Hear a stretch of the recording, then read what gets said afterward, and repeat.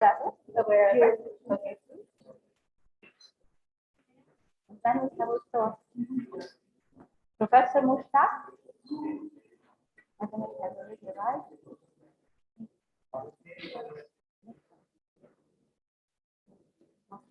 Yeah, thank you. Good morning. We are very, very happy to be here, all of us, coming from several places, and have the honor to give voice to this part and end of the Sustainable Development Festival of 2021 that Italy is organizing around the world. And we are here to speak about biodiversity and circular economy in Pakistan towards well-being in green.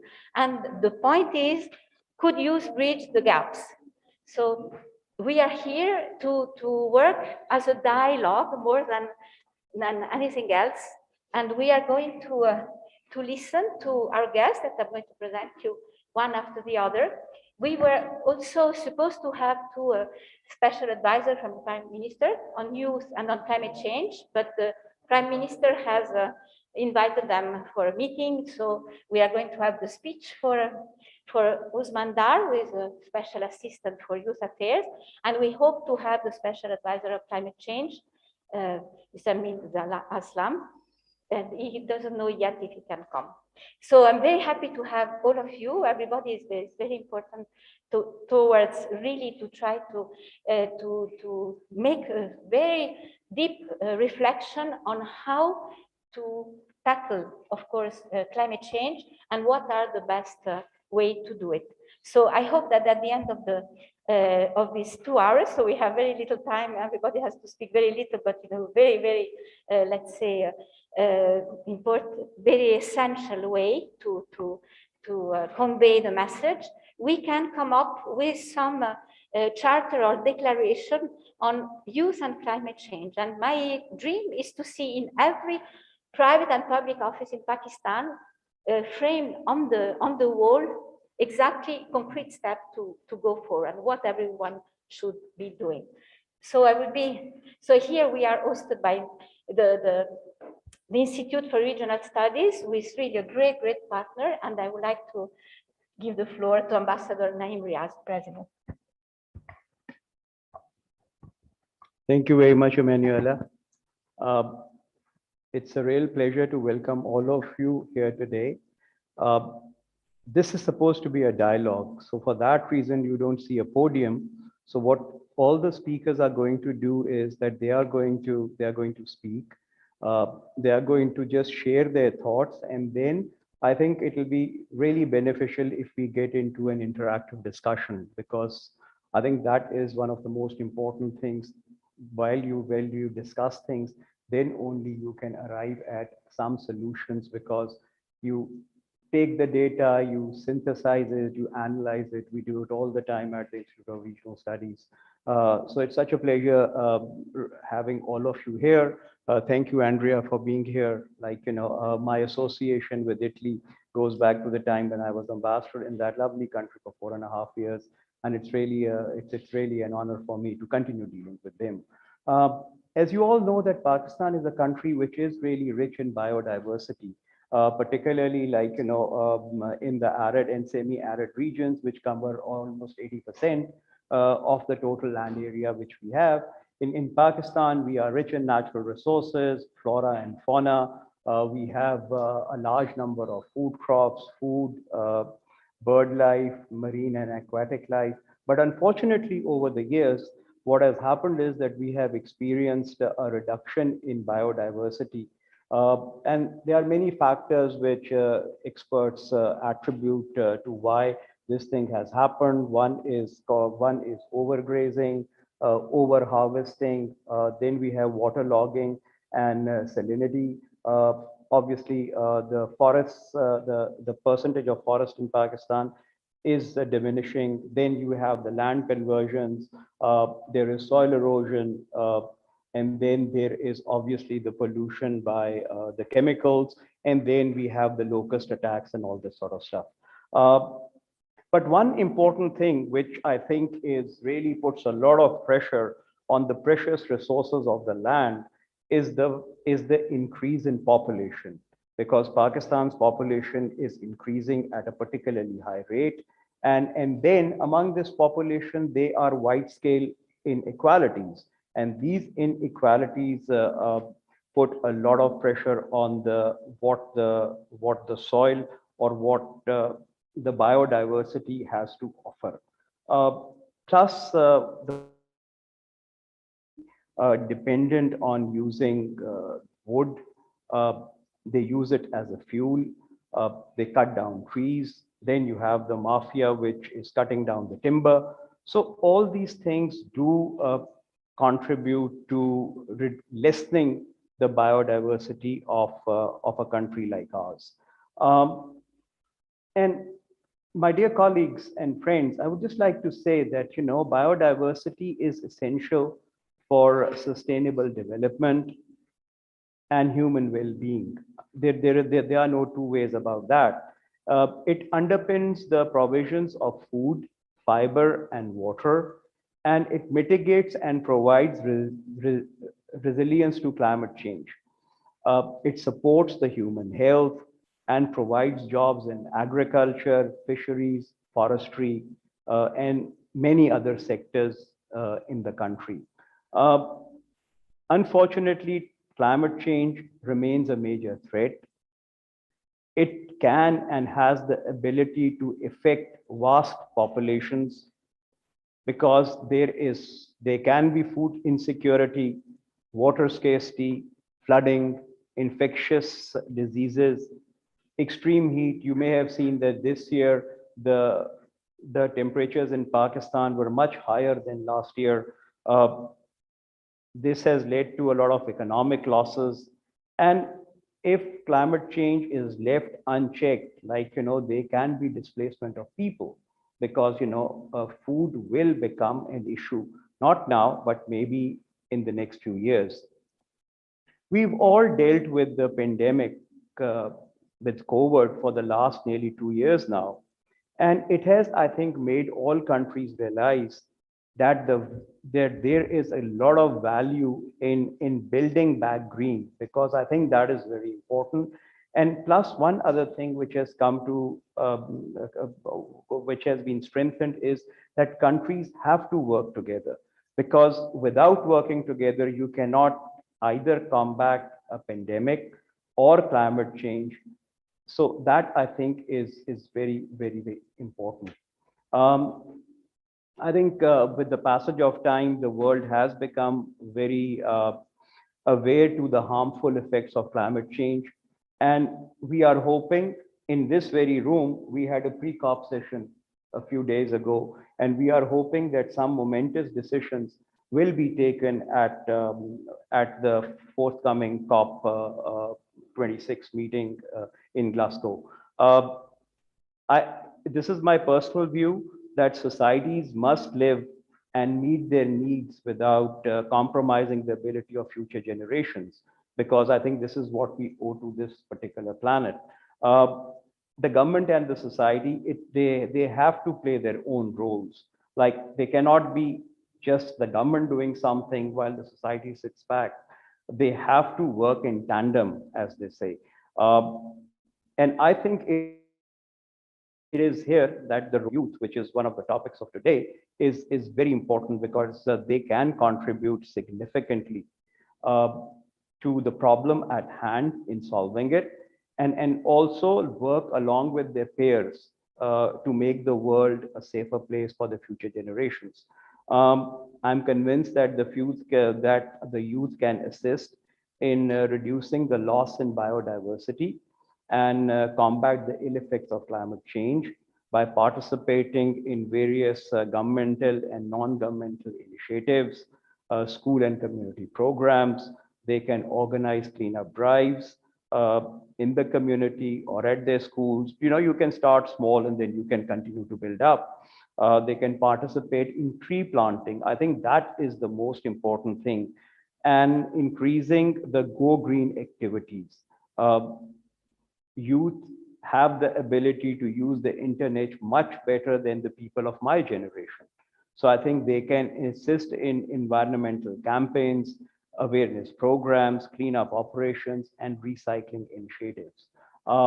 They can use the social media in promoting climate change and environmental awareness, not only among the youth, but also among their senior peers. And highlighting the problem, like I said earlier on, is the first step towards finding a good solution. Because if you don't highlight the problem, you don't analyze it, you don't synthesize it, you cannot come up with a solution which is going to be viable and effective.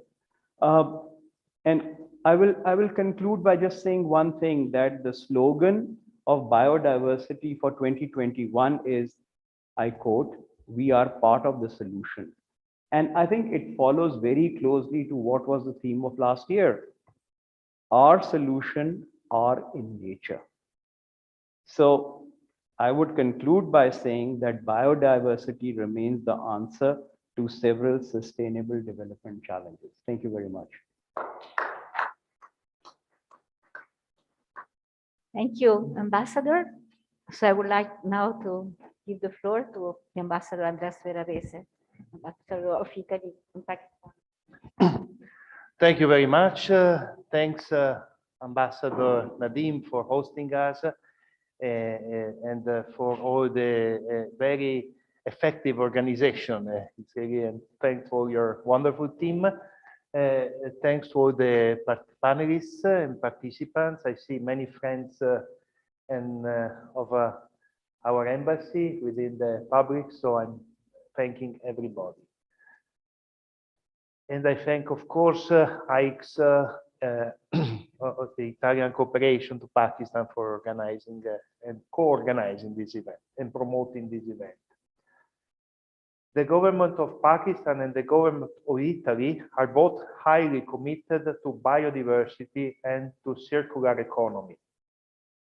We shall understand, I guess, how today within this meeting. The purpose of our reflection today, within the framework of the Italian Global Festival on Sustainable Development, coming at the end of the annual session tomorrow, with the hope that in 2021, sustainable development becomes the new normal worldwide, with the income generating, high perspective, and we today in Islamabad contribute to it by hearing from youth. How can they highly contribute to bridge? Up to the local communities, the policies set forth at global and moreover at national level. Linked to it, our common purpose between our two countries, with our institutions, private sectors, universities, and primary youth. How we may reach well-being in green. Our Italian development cooperation is building with you on solid grounds a strategy called Acknowledging Pakistan Through Youth Participation, whereby environment and technology, and mainly biodiversity and circular economy, are strong pillars. Please tell us how to go about it in the value chain of people's roles and commitments to sustainable development to become the new normal with good new green jobs. So let me say we act in full harmony and common intent with the Pakistani government, and in the framework of a more general action worldwide of the international community to a trend which is not only useful for humankind, but vital and necessary for the future. So Italy will do its part, Pakistan will do its part, and both Italy and Pakistan are, as everybody aware, act very much harmoniously, side to side within the multilateral institutions, which are here so highly represented today. So I thank all of you, and I can only renew the commitments of my embassy, my government, to this very peculiar and important field of the international community challenges. Thank you very much, and thanks again, Nadim. Thank you very much, Ambassador.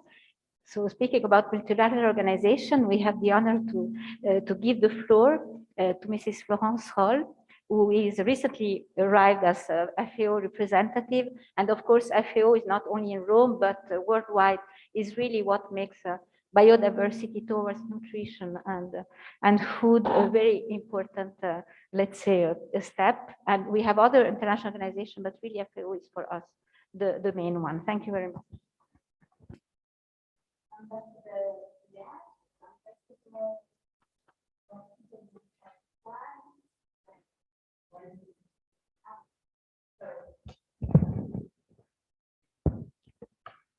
So I start again. Ambassador Riaz, Ambassador of Italy in Pakistan, ladies and gentlemen. So it's with great pleasure that I accepted Emanuela's invitation to speak today on the occasion of the Sustainable Development Festival. Why? Because biodiversity is a theme close to my heart. Every day we receive messages sent to us by the ecosystem of our Earth to preserve and manage them sustainably. Locust invasion, fall armyworm, cactus mealybug, Xylella fastidiosa. Many diseases are attacking more and more frequently and with increasing impact on the agricultural production of the world. Most of these diseases are linked to the depletion of our biodiversity, which in turn is the consequences of unreasonable human activities exacerbated by climate change. The COP15, which opened on Monday in China, should lead to the signature by the parties of the Convention of Biodiversity of a new global agreement which aims to end the destruction of biological diversity by 2030. Although it doesn't get the same attraction as the COP on climate change, it is a crucial event. The loss of biological diversity challenges the entire human community, wherever it is, to behave responsibly and respectfully vis-à-vis the environment. Our world depends on biodiversity more than we can imagine, so it's fundamental that we produce food in a way that preserves the environment. Safeguarding natural resources and biodiversity is critical to people's health and planetary wealth. FAO attaches a great importance to biodiversity. It considers it to be an integral and fundamental part of all terrestrial, marine, and other aquatic systems of our planet. Its genetic richness provides agriculture with the potential for productivity and resilience and makes it a foundation for sustainability. FAO is committed to working with government and non-governmental bodies to properly integrate biodiversity as a vital component of sustainable agriculture. In this regard, several works have been conducted and many publications have been produced to disseminate information on the issue. However, I would like to particularly highlight the release in 2019 of the first report of its kind on the state of world's biodiversity for food and agriculture. It's a document of 550 pages, so I'm not going to ask you to read it all. However, what is interesting, it presents increasingly tangible and disturbing evidence regarding the loss of biodiversity that our food systems are experiencing, seriously threatening the future of our food, our livelihoods, our health, and our environment. So that report draws on 91 countries, the compilation of data from 91 countries, and provides the latest analysis of global data. It highlights the threat to the foundation of our food system. Let me give you just a bit of statistics. Of some 6,000 species of plants cultivated for food, less than 200 contribute substantially to global food production, and only 9 of these account for 66% of total agricultural production. On the animal side, global animal production relies on around 40 animal species, only a handful of which provide the vast majority of meat, milk, and eggs. Of the 7,745 local livestock breeds listed by countries, 26 are threatened with extinction. Almost a third of the fish stocks are overexploited, and more than half have reached their resistance limit.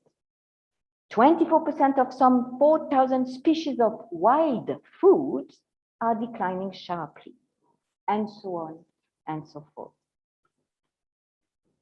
Following the release of the State of World's Biodiversity for Food and Agriculture, FAO developed its 10-year strategy on mainstreaming biodiversity across agricultural sectors and its corresponding action plan. I will not give you the elements on the strategy and all these, but I will encourage you to read it. It's articulate around what the ambassador of Italy was saying, sustainable agriculture and agri-food system, and was one of the pathways toward transforming our food system that had been identified by the Secretary General of the United Nations at the World Food System Summit, which happened last September. Ladies and gentlemen, while we all agree that identifying the actions required to reverse the biodiversity depletion trend without compromising economic growth is a key milestone, collective will to implement them is another one, and we are not sure we are there yet. I would like to give you a quote from Gustav Speth.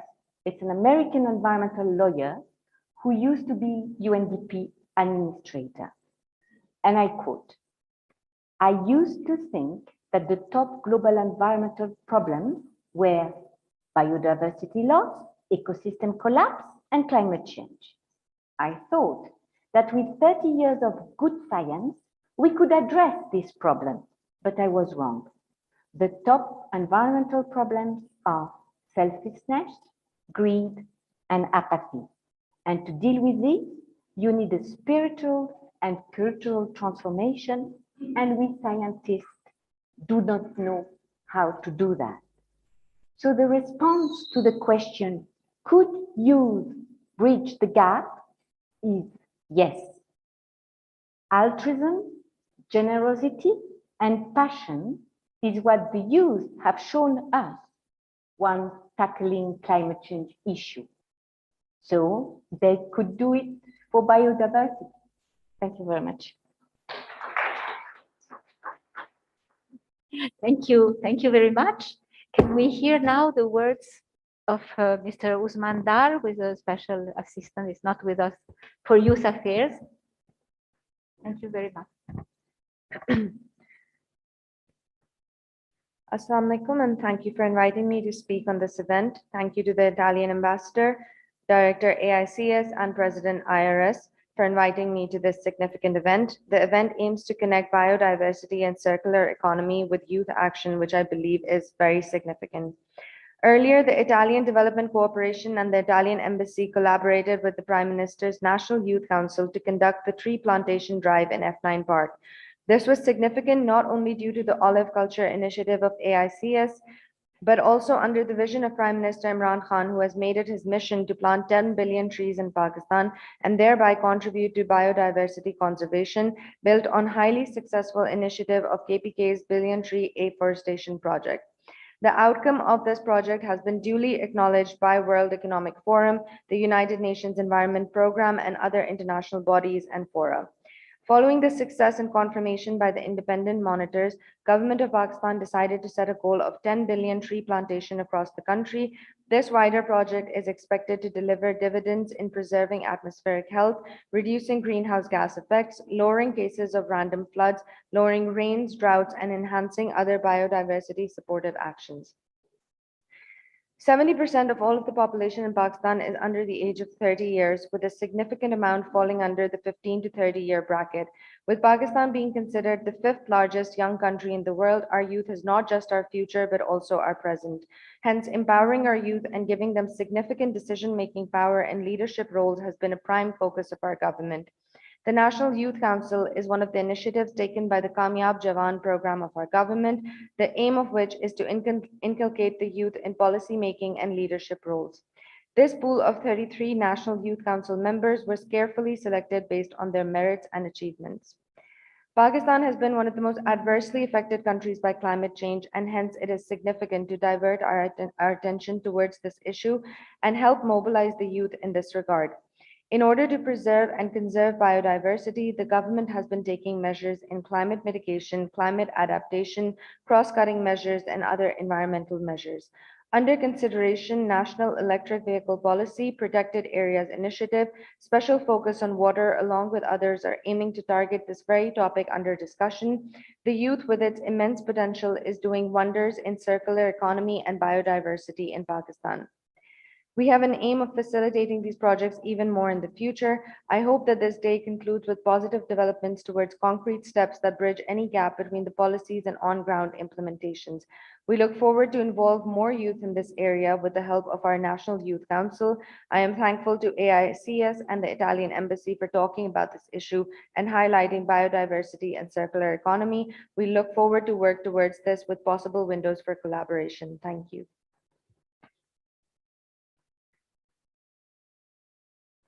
Thank you very much. Now I would like to leave the floor. Thank you very much, Sophia Becker, to be with us since Italy and the UK are co-chairing COP26. So, and we are also in line with the pre-COP from Paris to Glasgow that took place here. We have the honor to listen to our co-chair to see how we are. Thank you so much. Rather, I should say grazie, which is the only Italian word other than buongiorno that I know.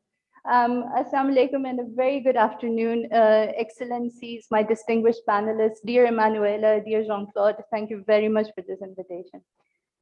This is an incredibly important topic, and particularly for a country like Pakistan that depends so heavily on its natural resources. Biodiversity and circular economy, as well as resource efficient approaches within this context, play a critical role. The question that I see before me is, could youth bridge the gap? I would like to take this a step further, because not only will the youth bridge this gap, the youth are going to act as a catalyst, because you are our future. You need to live circular economy and resource efficient approaches, and you need to make sure that these are being addressed at all levels of government as well as all levels of society. The speakers before me, my distinguished colleagues, already made some very important remarks, which I will briefly touch upon. And essentially, I have two dimensions to the remarks that I will be making. The most important message is that our planet has finite resources. So we can't keep taking out these resources and expect that these are going to be replenished, because we are using them at a rate which is much faster than the rate at which we can, at which these resources can be replenished. And Florence in her talk has alluded to some very worrying figures, I would say, about the rate of degradation as well as loss of species that we're experiencing. So COVID-19 more than ever has shown that when ecosystems degrade at the alarming rate that they have been degrading at, you can see the consequences. And it's not to be overlooked that zoonotic diseases like the ones that we are experiencing now will not continue in the future. So this is time to change track and to really change how we approach things. So key message number one is that resources are finite. We need resource efficiency and we need energy efficiency at all levels, whether they're industrial processes or whether they're other processes, but we need to be very efficient. And this is especially pertinent because in a country like Pakistan, where the agricultural sector is the third largest sector that is responsible for emissions in the country, this is key to address. So when you have efficient processes in your agricultural practices as well, you are going to be actively addressing issues of greenhouse gas warming and reducing emissions and making sure that you have a future worth living. Because without water, without services, without robust natural ecosystems, you don't have a chance. And I'm sorry to sound like a prophet of doom, but this is the reality. So circular economy approaches as well as and indirectly linked biodiversity are directly linked to any initiative on the part of government as well as private sector to address global warming. And therefore, this is very important. We also heard from the ambassador that climate change is a public health issue. COVID is proving that. And climate change is also a security issue because migration will also lead to increased conflict. So you have the issues of security and also food security that you're addressing. In cognizance of the importance of robust ecosystems, biodiversity, the BHC, well, the UK government has been working very closely on natural capital valuation approaches. And this is essentially, in a nutshell, a recognition that the ecosystems that we live in and the services that we draw from these ecosystems need to be valued. They need to show up in your accounting books, and they need to be taken into account. Because as the famous slogan goes, what gets measured gets managed. You need to value nature and you need to cherish nature. The UK government is actively providing support to the Ministry of Climate Change on natural capital valuation. And we are also engaged with them together with development partners like Italy, UNDP, and others on other approaches that might be coming up soon. I would also like to speak very briefly to the race to zero. So the race to zero, as you know, is the idea that towards mid-century 2050, all entities should be racing towards net zero strategies. And this is completely aligned with the goals of the Paris Agreement. And it is yet another recognition that all actors at all stages, phases, across every horizontally and vertically, across every society have a role to play in getting to net zero. Now, the race to zero is also an initiative to co-opt the private sector. And we have been speaking to industries, not just in all the different sectors, also including agricultural industries, on how they can increase their efficiency, ensure that the ecosystems that they are drawing their services from continue to also pay back to these ecosystems, and how they're going to be more robust and climate resilient in their approaches. So another thing that the youth can do is to demand products and services that are coming from businesses that are climate resilient, that have business models that are good for the planet, because these business models will also be good for you and good for business. Thank you very much.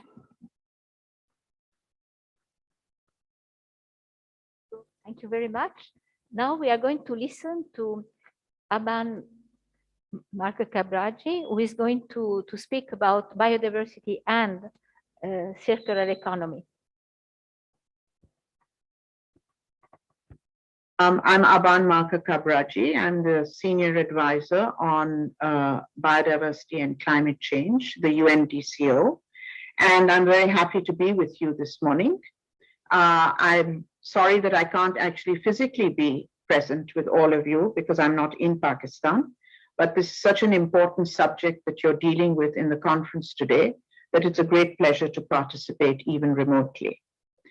Now, in the short time that I have available to speak to you, I would really like to cover two topics.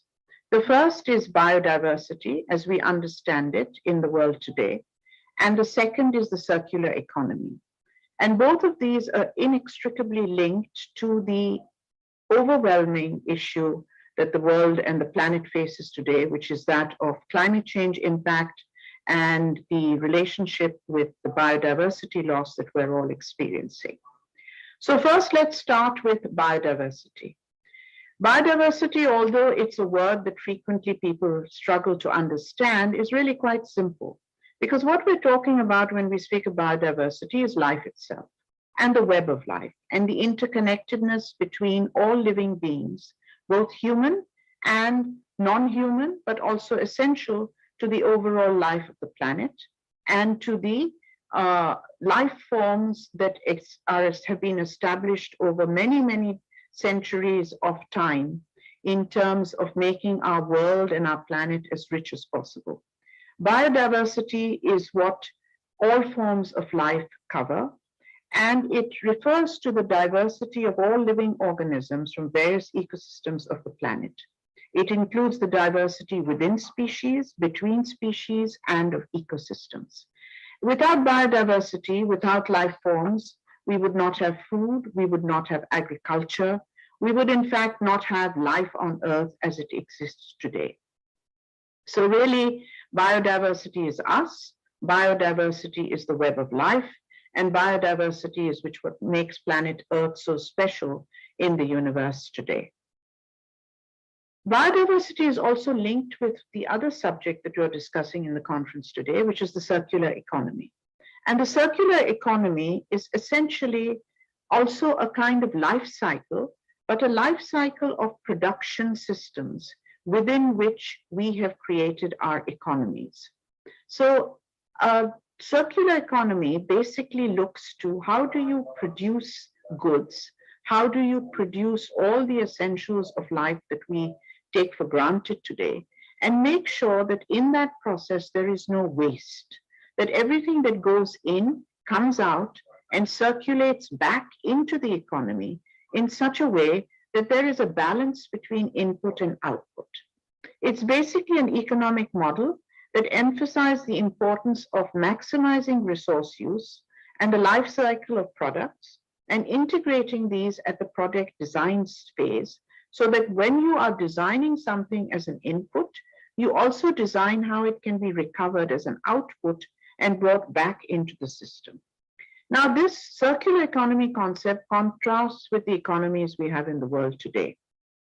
The economies we have in the world today are linear economies, where resources go in, basically they make single-use products, and then they go into disposal after use, which essentially contributes to the other crisis that the world is facing today, which is one of pollution. And in many ways, if you think in terms of a circular economy, you're also thinking about a good biodiversity model, because essentially, as in biodiversity, as in life forms, there is no waste. Everything that is produced eventually gets recycled organically.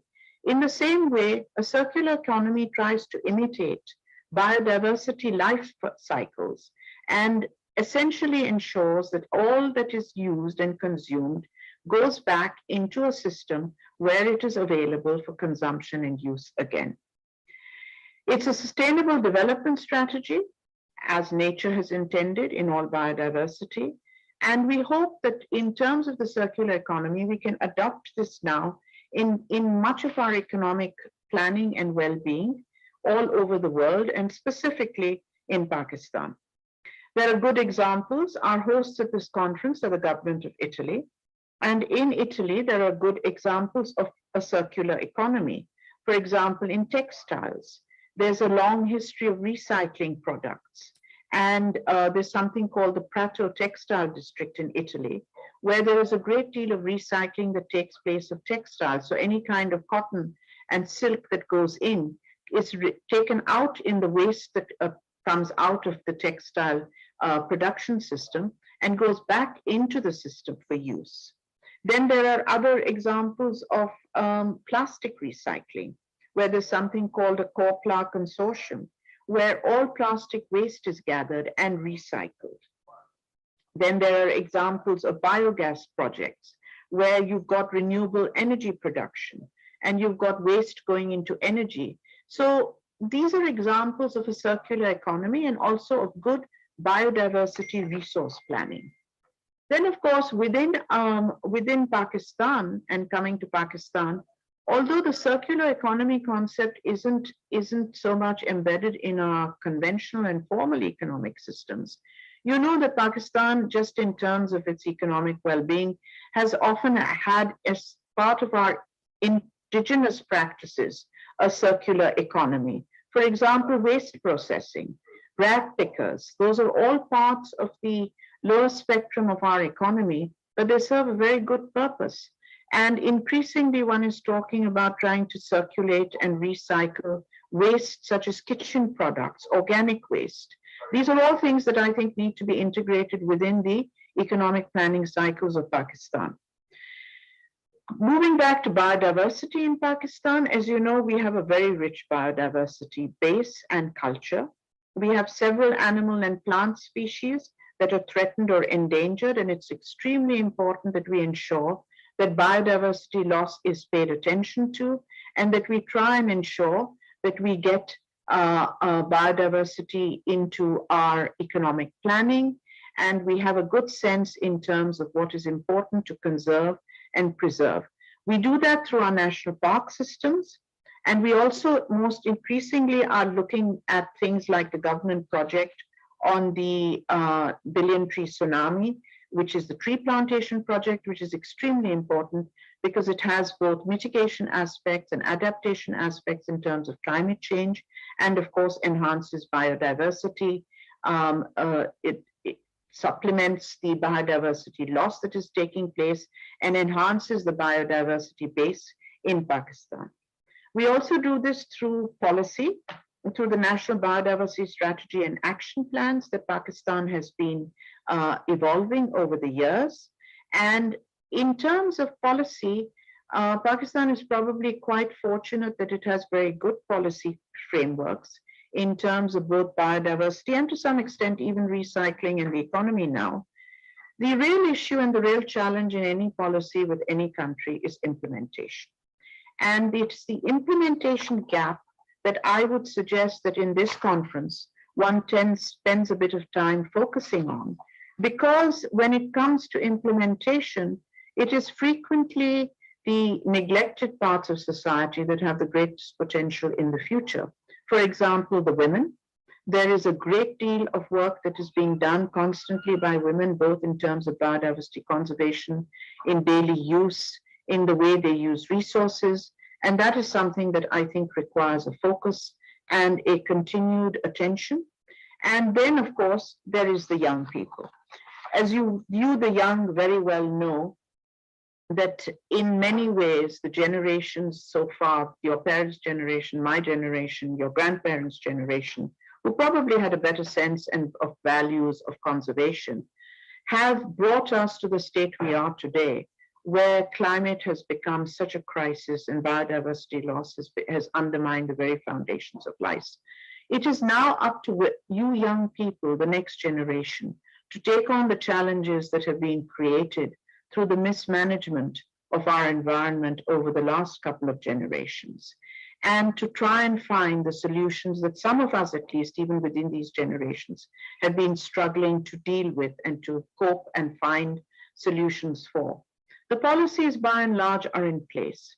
It's the implementation gap between the policy focus and the actual work on the ground which has been missing, and which I think is really the challenge now for the future.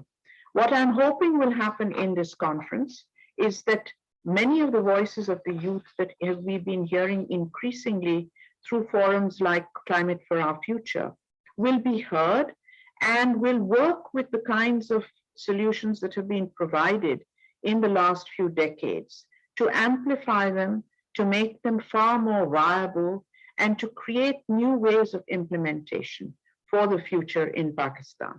Thank you very much. I'd be So thank you to Aban. Thank you very much. So to go further, we have only 3-4 minutes. Please, Professor Mushtaq from the Quaidi Aban University, if you may comment on Dr. Aban's work. Thank you very much, and then we will go to the next. Thank you so much, Dr. Benini and IS Excellency, the Ambassador and dignitaries. I'm from Quaid-e-Azam University and I'm the Director of the Biodiversity Center at Quaid-e-Azam University. Actually, the theme we said that in 2010, the biodiversity is our life. So the biodiversity, basically why we said that, because it is directly linked to our food security, energy security, and health security. By these securities, it is the need of the time that the initiative like this to basically make the plannings and fulfill the gaps between the biodiversity scientists who are working in different universities, different institutions, and the government organization, non-government organizations pay attention about the loss of the species and the impact of the climate change and the biodiversity. Because biodiversity is a verge of number of the species in Pakistan that are going to vanish from last 20 or 15 years. So it is a need of the time basically to fill these gaps by involving the communities who are actually stakeholders to protect this biodiversity, basically the knowledge that is generated by the universities, industries, and that should be transformed to the local communities, because the local communities are the actual stakeholders to protect this biodiversity in order to protect the different food securities, energy securities, and the health securities. In Quaid-e-Azam University, we are basically working with the databasing of this biodiversity because it is the old data about the 6,000 plant species, 40 species of mammals, but it is a need of time to read this data, because in Pakistan, there are a lot of species that are not listed with respect to the red listed or the threatened species. So it is the time that we mitigate these issues, because the databasing is the need of the time, because in our neighboring countries like China, India, it's a good examples. They about the databasing of the biodiversity, and they highlight the impact, especially the climatic changes, and the major threats toward the biodiversity in Pakistan is basically the habitat destructions. Habitat destruction, when we protect the habitat, then the species automatically restore, because the theme of ecosystem restoration that we host Pakistan this year, the Environmental Day, that basically the services, the commercialization, the products that we obtain from this biodiversity, it is important to involve the communities, to involve the local peoples. Basically, the idea to cultivate these species, because billion to tsunami is basically based on the conservation strategies to cultivate the indigenous trees. We are preferring the indigenous species which are adopted to the local environment, because when they are to the local environment, then they have not problems about the invasiveness, about the other threats to the biodiversity, the allelopathic threats. So we must focus on the indigenous trees, shrubs in this billion tree tsunami, because this billion tree tsunami might be after 10 or 15 years may improve our economy. That's the circular economy, that the non-timber forest products like the honeybee that is obtained from these trees, and the number of the other products like the medicines, the food, the gums, the resins, these are directly linked to these indigenous trees and shrubs. So it is the need of the time that the governments and the Italian embassies, for example, these are the biodiversity that we must protect the genetic pool of our indigenous crops like the potato, tomato, wheat crops, and the wild. For example, in Pakistan, there's a great potential in a number of the areas where you cultivate the olive trees. So this olive tree is also one of the important oil-bearing species in Pakistan, because it depends upon the oil purchased from the export from other countries.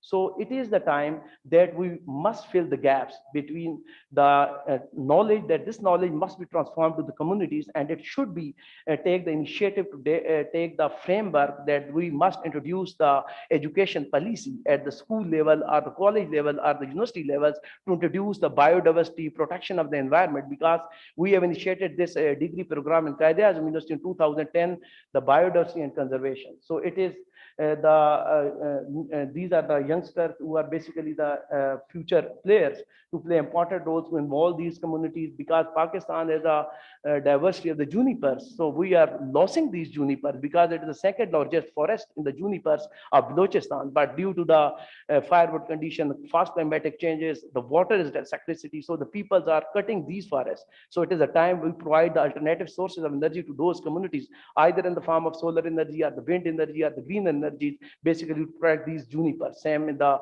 northern areas, we have a lot of problems, and there is no harvesting, post-harvesting technology for these people. If we provide the payback mechanism to the community directly involved to protect, conserve this biodiversity, because it directly linked to the food security, energy security, and the health security in Pakistan. So this is the message, because we want that the communities, the universities, the organization, the government, non-government must join together, work together to protect this biodiversity, because biodiversity is our life. Very, very much, really. I think that it is important to see this value chain again that goes up to the communities where very high knowledge lays, and how really one of the challenges is how youth can be the contact with the communities and universities, and to put together all the different kind of actors, and not only to take from the communities their knowledge, but to see how their knowledge can be valued through youth and widespread. So this is also something very, I think, important to think of.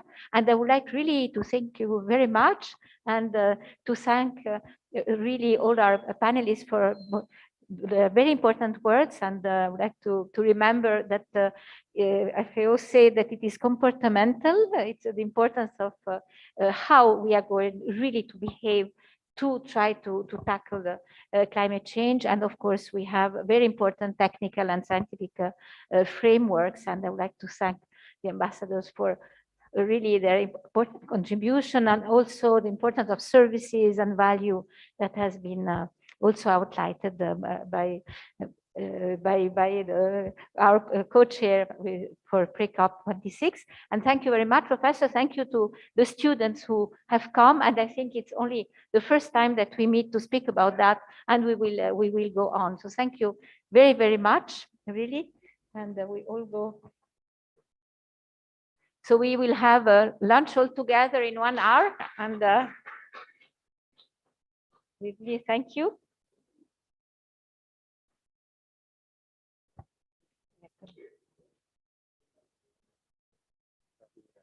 Non, non, le richiamo, le chiamo. Vous restez. Alors, bien, vous suivez. Thank you very much. So may I call now? May I call the two? Yes. Afterwards, maybe. Because now it was. Yes, for questions, we had planned to do it at the end, if you don't mind, so that we group together. Yes, we are all, it's a dialogue. We are all together in the same room. So yes. Okay, so it's good to listen to to everyone, and then afterwards we will speak from the. Okay, so thank you very much. So please, may I ask to Zainab Wahid and to Taimur Siddiqui, who are in Milan, and we thank you very, very much, to come on stage. They are going to tell us about the Youth for Climate, where they represent Pakistan in Milan as one of the pre-COP. And they were supposed to speak with the Ministry of Climate Change, but they have been, they are not available. So I would like also to call Sadi Akhtar of the Young Communicators for Development, and also Saira Ahmed, please, to join us of the Tufts University. She's also the coordinator of the training for the Youth Communicators for Development. And may I ask also to Mr. Knut Osby, who is the representative of for UNDP, to be with us. And thank you very much to Arish Iqbal, who is the president of the Italian Development Committee in Karachi. Please sit down. Yeah, but I speak from here. Never mind. Okay, thank you. Thank you very much. So thank you to be here. We would like to go through as a dialogue. But first of all, I would like you to see that the gender balance was quite good today. So this is the first thing that I would like to see. So can we have from Zainab and Taimur in a dialogue between both of you a restitution of the Youth for Climate in Milan, and to see exactly what you brought from it and to tell us about it. For us, it's very important to understand. Thank you. Good morning, ladies and gentlemen. It's an absolute honor for me to be sitting on this stage today, being invited by Ms. Emanuela. And among all the dignities today, I have the honor of speaking to you about the Youth for Climate event, to which I was invited as one of the Pakistani delegates. And there I was one of the youngest delegates there. So I'm 16 and I was one of the youngest there. And it was an amazing opportunity for me, the inter and intracultural interaction, the international exposure, that is one side, that is secondary. The primary aspect, the key takeaway for me was the learning, was the interaction with the ministers, the leaders, the decision makers of the world that were there. So I was able to meet the ecological transition minister of Milan and Italy, Mr. Roberto Cingolani, and the United Nations dignitaries.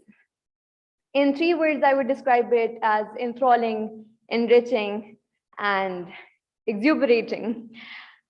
So my participation in it, my contribution to it was in aspects of education. There were 4 thematic areas to the Youth for Climate event. I was in the 4th one, which dealt with making the society more climate conscious. And I worked on how we can revolutionize and change our educational systems to make the people of the society more climate conscious. And we have a whole agenda on that. We have a whole document as the outcome document to it. In that, we discussed multiple approaches, and we discussed, disagreed, agreed, and debated on the best methods to integrate climate education into curriculums and educational systems. We discussed how we need a separate climate change subject, not on primary or secondary level education, but on high level education as an optional career subject. And on the secondary and primary levels, we must integrate climate change elements into all relevant subjects such as geography, history, English, and all relevant subjects, so that by the time people get to higher education, they have a solid base already. And to be able to take climate change as a whole career, a branch of career, there must be an ensurety that green jobs are available for those who take up climate change as a subject. And we also discussed how co-curricular activities such as speeches, debates, declamations, art, music, it all must be climate centered. So studying about something comes with that psychological impact that is attached to it, that you have to study for something and you focus not on comprehending what you're learning, but rather memorizing it in order to get marks. But when you really engage with the topic in terms of extracurriculars, that's when you really learn what you're studying about. So that was my contribution. We also set deadlines for the ministers, the decision makers to implement this in educational institutions, and that was according to international timelines. So that is a very brief summary of what I did at the climate change conference pre-COP26. And I really hope that this conference, with 1 year of extensive investment and the time that went into it by the Italian Ministry of Ecological Transition and the Italian government in general, it does not fall prey to tokenism again, as we have seen the last 30 years of tokenism, as we've seen the last 30 years of just empty words and promises. This is the time for us to demand not only an absence and avoidance of empty words, but rather accountability measures for the decision makers to live up to their promises, because we've had enough of empty promises that no one cares about once they've made it. When there are accountability measures, only then the decision makers will either refrain from making promises that they cannot live up to, or live up to their promises once they make it. And I also think that instead of making new negotiations and decisions and promises, it is better if we stick to our past promises and live up to them, such as the Paris Agreement, such as so many other agreements, such as the Green Climate Fund, that nobody really considered once they made the promise. That were my key participation and contributions to Youth for Climate. And I'm again very honored to be here and speaking about it gives me immense pleasure. Thank you. Thank you, Tanat Wahid. So what can Taimur Siddiqui add to that, please, since you are also... I think she has explained it all. I would just start with my journey, that how I was being prepared for this day. I started my climate activism. First of all, my introduction, Taimur Siddiqui. I'm from Hyderabad, Pakistan. How I started my journey basically when in University of Sindh, I was given a training under British Council Active Citizens Program. So I started a social action project. I planted trees, dustbin installation, awareness seminars. So it was quite a good project. Back in 2017, I won a social action project award by British Council. So that gave me the boost that I can now continue my work and spread it from the university level to the city level. Then I just continued my journey. And after that, back in 2019, I won the Best International Social Action Project Award. So I was like more motivated. Now I should continue my work from the city level to the province level. And I started to do that. And recently in 2018, I was given the opportunity to be the part of United Nations Development Program as a United Nations volunteer. So it was like quite a journey. I just reached out to the communities on working on the civic education, climate action programs. And recently, there was an opening of COP26 Youth Engagement Challenge Fund. So by that, I won a £3,000 award by the government of the UK. So it boosted me again to continue my work. Then recently, I applied for this Youth for Climate, was selected for it. So the whole journey was like I met from people from the lower class to very higher class. I was just meeting them, taking their recommendations that how do they really feel about the environment. So to be honest, people at the very lower level, they don't even know what climate change is. They are like that, they do not care about climate change because they have other problems for that which they care. So taking recommendations from all of them, and I've engaged more than 20,000 people on the climate awareness seminars, webinars, and other aspects. So I took all of that recommendations from the lower level to the higher level. And as Zainab discussed regarding the group that were given to us, so fortunately, I was given the group Youth-led Ambition, and in that there was a subcategory by the name of locals. So I was able to put up all of my recommendations that I gathered in 6 years, and I was given the opportunity to co-facilitate the whole session. It was an honor for me, like you are facilitating a session, people from across the globe are sitting in front of you. So I just gave out all of the recommendations that I gained after work of 6 years. And I also had the pleasure to represent the Pakistani youth agenda of the global letter that is being introduced by the British Council. So this was my journey and how this journey helped me out to put forward the agenda that I have been carrying for the 6 years.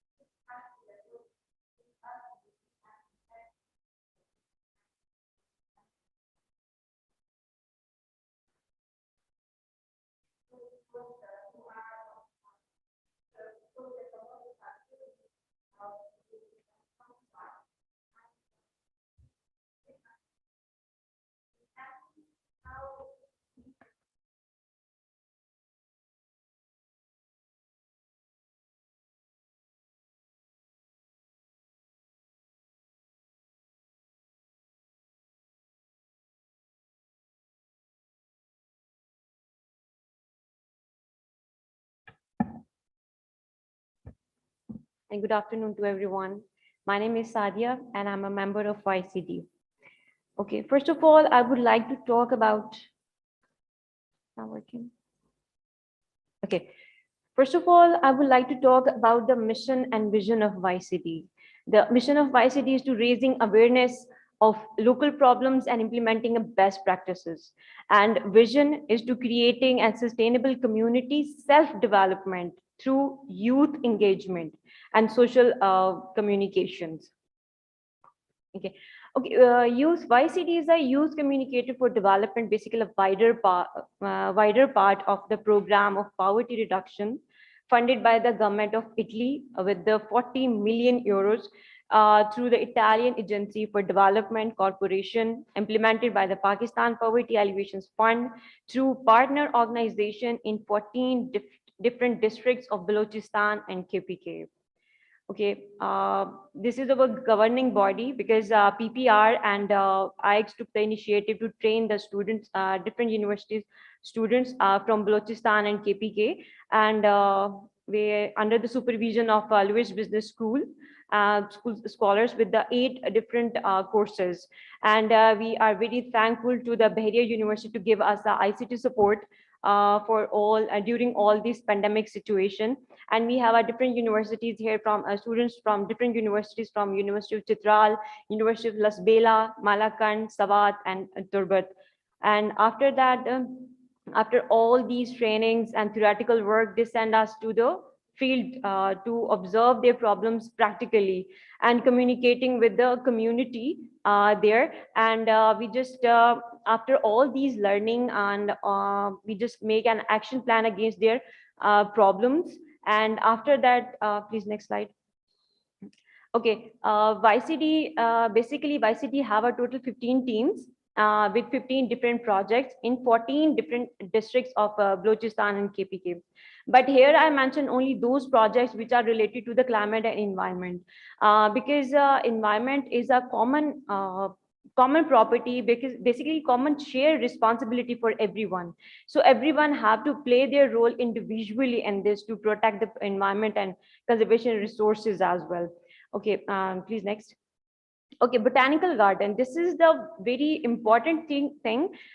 Basically, people don't have a concept about it. The botanical garden, if we talk about the remote areas like Balochistan and KPK, especially, botanical garden is the make the unique contribution in the climate change research, conservation, and public engagement, and it hold a unique resources, diverse the collection of plants growing in a natural conditions, and historical records and expert staff. And the most important thing, because Pakistan is the Pakistan has a 63% population is youth, which is we can take it as a positive. So one plant by one youth or university youth, it can make a big change.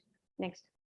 Okay, I have some recommendations and suggestions here, the botanical gardens and campuses, because luckily we have a very large areas of in the universities, so we can use that space for the botanical gardens. Okay, campuses, sustainability, MOUs, and programs with WWF, because WWF is actively working globally related to the environment things. And internship, because internships in the botanical gardens, because motivation and for the students and for everyone is appreciation and motivation is very important for them. And recognize the efforts of youth on a state level. Once again, I will talk about the appreciation. And right, previously we have a 3 R's like reduce, reuse, and recycle, but now we have one more R, that is rethink. Okay, efforts of reforestation and afforestation by the youth, which will be a very good step. Okay, outsourcing garbage to youth and startup for the waste disposable companies. Lots of students are working on different projects on this, and we have action plans, training on growing botanical gardens. It will be a very effective step for everyone, and awareness on campaign among the universities. And the most important point is to educate the native people, because university students will go to the everywhere and they will start their working there, but the native people don't know anything about the climate, as I just forget Tamur said, because native, we have to educate them about the climate change and botanical gardens and plantations importance. And here it is some activities. We personally go and visit the Balochistan and KPK areas and do some activities related to the different projects. So here it is all the activities. Thank you so much, everyone. So thank you very much, Sadia. I would like to thank also the team of the PPF, which is with us, with Shams Bardudino, the project manager, and Ambreen, the man also with us. And so thank you very much. We saw that an idea was to get youth stewards of nature. And I'm sure that the persons who live in the communities, they know a lot about nature, but how we see it, it's of course, it's how it can be shared by others and what to do exactly. So it is a good balance between let's say the very ancient knowledge and how we have to work with them in order to tackle climate change. So this is really a challenge. I would like now to give the floor to Knut Osby, the resident representative of UNDP, speaking of how into development projects. And of course, we are also thinking of the mountain ecosystem management project that we are doing together in the north of Pakistan, and how youth come into the picture. But what is the framework of those projects? Thank you very much. I think my colleague Florence from FAO was referring to the former UNDP administrator, and I won't repeat the quote, but basically I think the context, the part of the core meaning was that my generation have failed in addressing climate change, and therefore I'm honored to be on the stage with youth representatives that will take this forward, and also honored that we still can be heard in my generation to contribute to a solution, even though we haven't found it all these years. I think it's also an extremely good idea what was done with the Milan conference and then cascading into the Glasgow COP26 conference.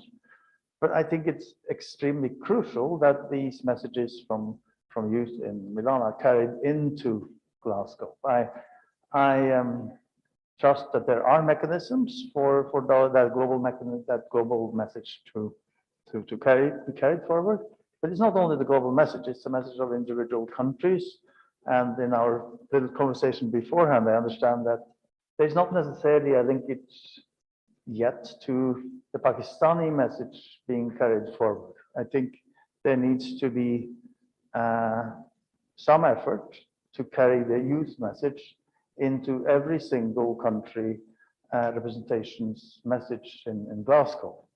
And I hope that some more efforts can be done for that. I want to speak a little bit about circular economy and also linking to climate change. You mentioned a couple of projects. I will not spend a lot of time on this. We have a lot of information for those who want to know more. But a few words on circular economy to begin with. So this links very closely to climate change. That it's been calculated that 62% of global greenhouse emissions are released during the extraction, processing, and manufacturing of goods to serve society's needs. And that means we are not living up to our slogan that we all know, I guess, of reduce, reuse, or recycle. Clearly, we're not reducing, we're increasing. The global use of materials is accelerating, and I understand it's more than tripled since 1970 and could double again by 2050 if we are not doing something about this global use on one-time use of materials. I think that if we do adopt the circular economy approach and to make and produce materials, products, and food with a view of a circular approach to this, only then can we begin to see a complete picture of a net zero world, which I think that Sobia referred to earlier. I think governments have had many strategies for addressing climate change, adaptation, and mitigation, focusing on renewable energy, energy efficiency, avoiding deforestation. But the potential of the circular economy has been undervalued and underapplied, I think. In Pakistan, I think, as one of the previous speakers also said, the economic sectors follow the take, make, and waste approach of a linear economic model. The concept of the circular economy could be applied to almost every industry, with clothing, construction, agriculture, food, automobiles, telecommunication, furniture, etc. But a lot of action needs to be taken for this to happen. This linear economy also results in resource shortages and environmental degradation. For example, Pakistan has a significant problem with mismanaged waste, such as plastic. And I think it's a pretty famous example that every year more than 3.3 million tons of plastic is wasted and deposited, and that, if you pile it on all this on top of each other, it makes like 2 times the K2 mountain in size, so what is produced in 1 year.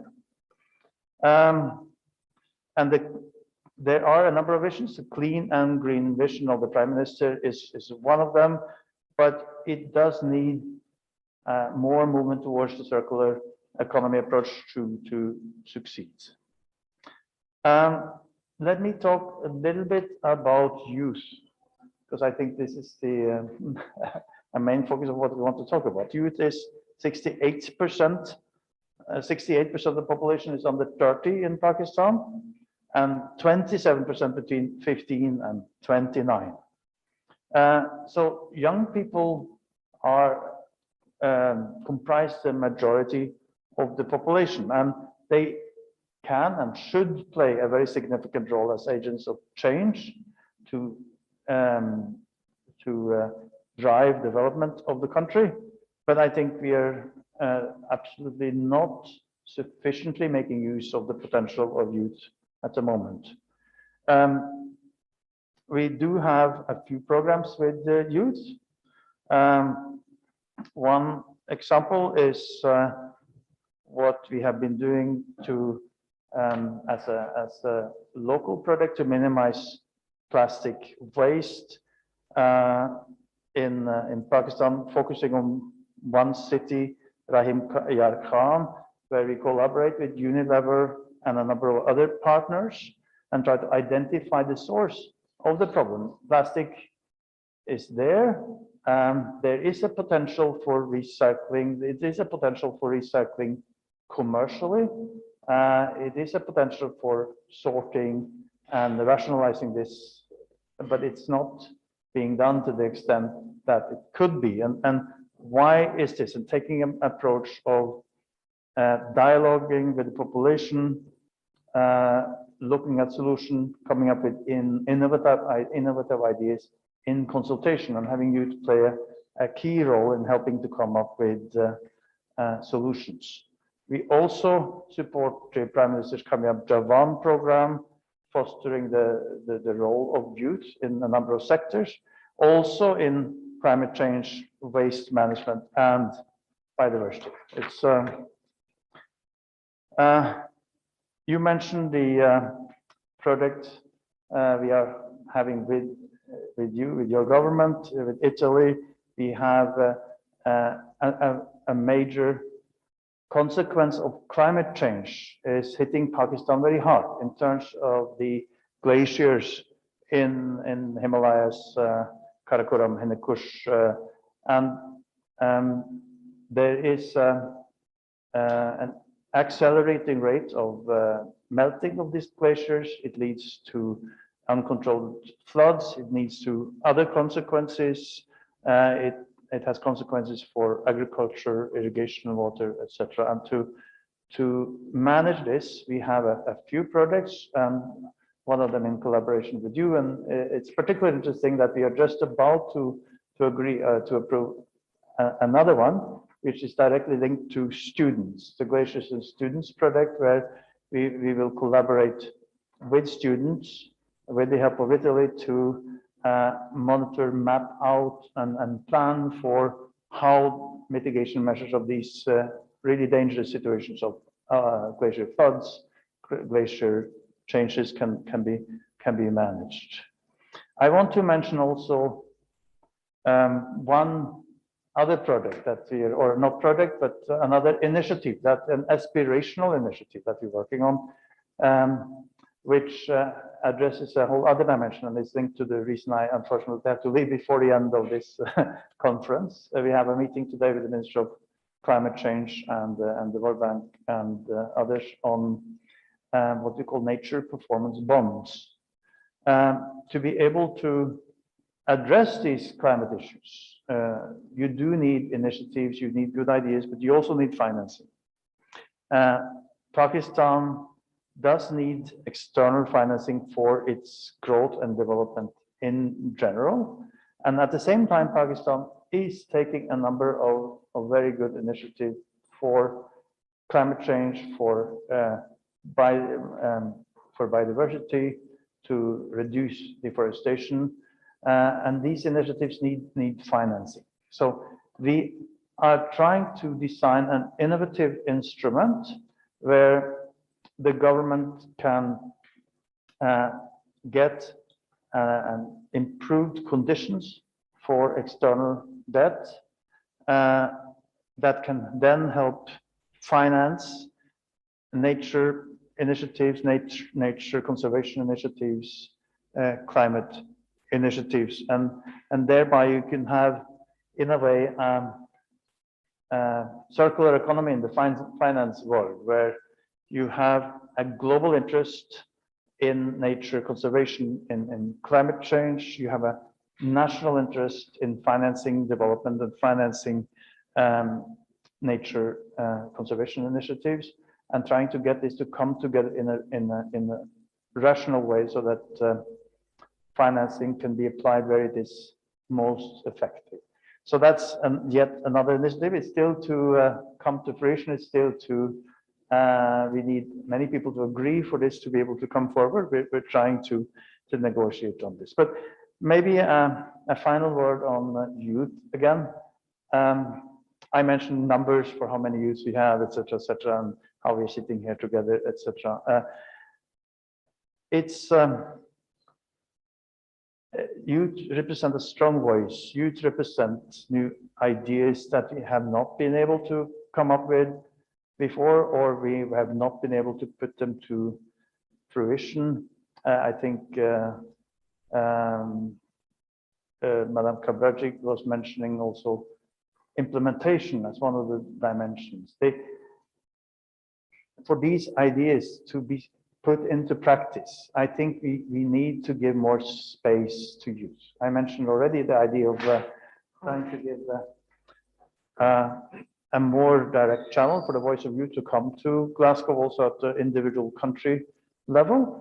I think this is something we've been talking about for a long time, but a lot more needs to be done to give more political space to you, to give more space for youth activism, to youth normally often do not have direct access to controlling the resources of institutions, companies, government, etc. That is very often people of my generation who are involved in this. And I think we need to think about ways where we can link youth with the resources available in a more direct way. This project we're talking about for the future is trying to do that in some way. I think a lot more can be done, but we hope for youth to help bring us forward. But we need to do the job to try to create the space for that. Thank you.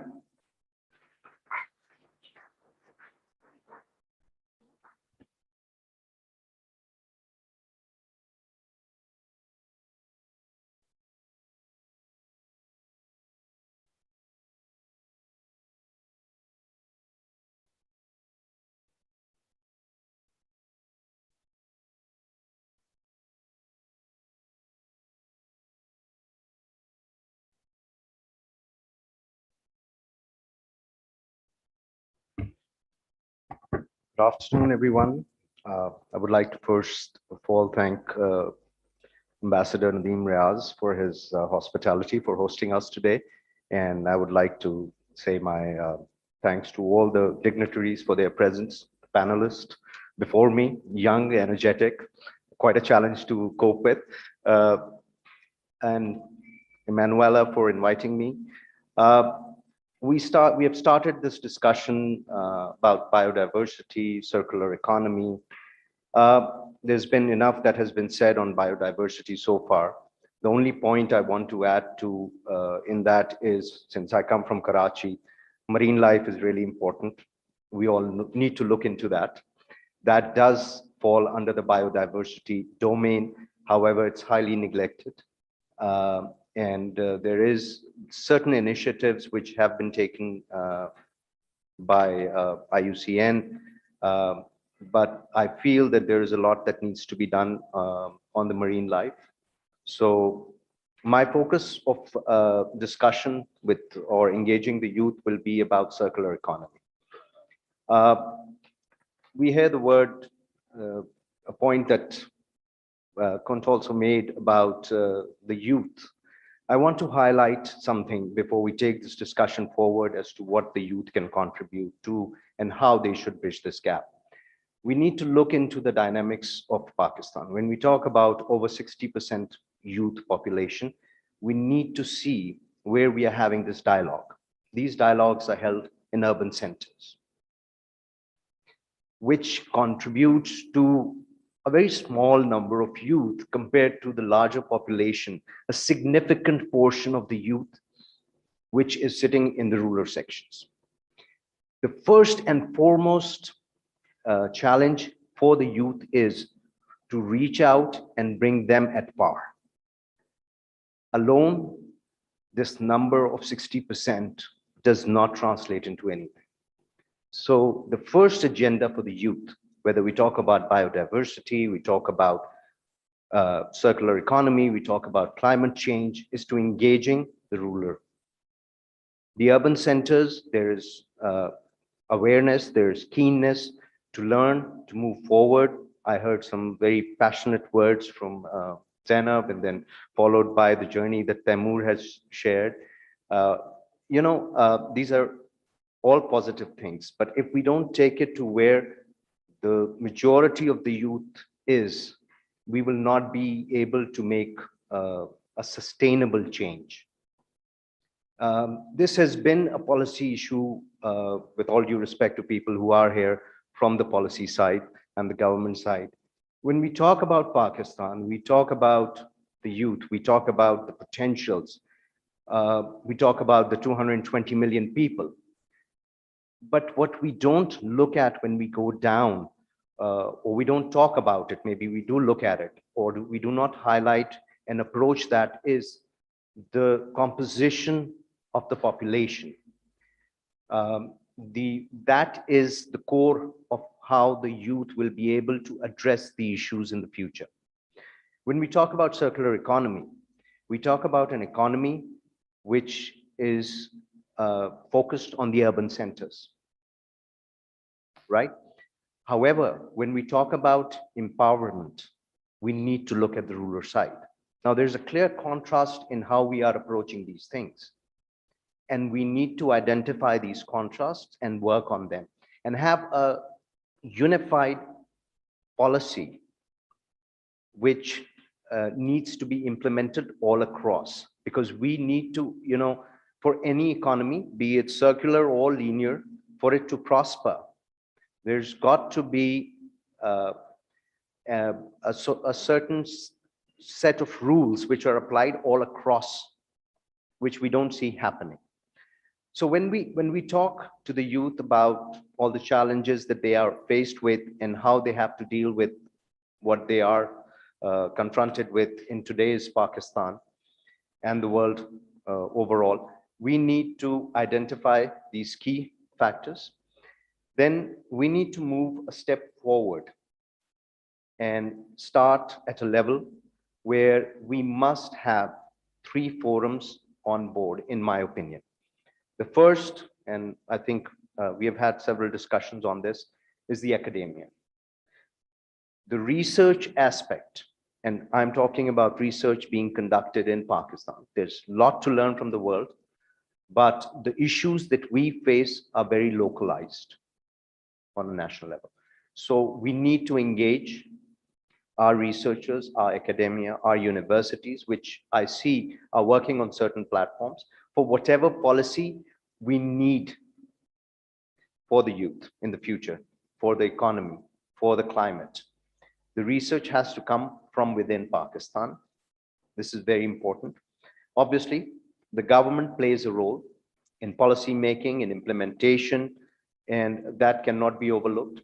And with the support of our friends from UNDP and FAO, these certain policy initiatives can be formed in a global fashion. So these inputs are required to form those policy decisions. And obviously, since I very strongly feel that the contribution also comes when we talk about economy from the private sector.